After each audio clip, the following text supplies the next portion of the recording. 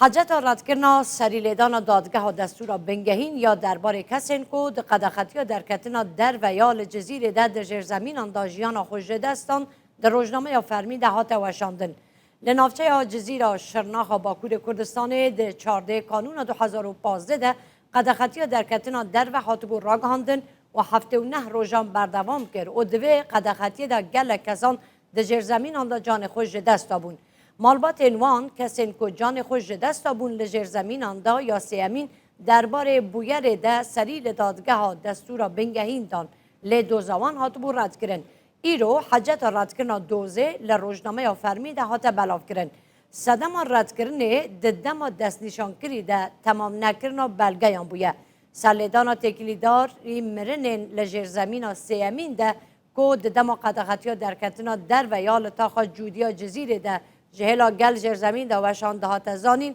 ده 21 نیسان ده هات رد کرن صدم رد کرن دادگاه دستور بنگهین ایرو در روزنامه یا فرمی ده هات وشاندن لسر ناوین مالبات کسین کو ده جرزمین ده جان خوش دستانه احمد تونج، آرژین ادن، بریوان ادن، گلر یارباسان، کمال کوچ، محمد آکیول، محمد سراج özgül، محمود علی ادن، نرمیه ایورندی، رجب دمیر صاحب باران ادن، سعید بیلگیچ، سلیم özgül، سلیمان ادن، سلیمان تورگوت و زکی ادن سری لدادگاه هاته کرن لدادگاه دیار کرکو به حجت به صدم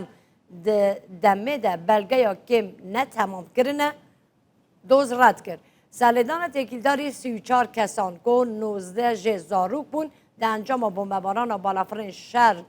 ده 28 کانون 2011 ده لگوند روبوسکی یا قلیابان شرنخجی به همان حجته هات رد کرن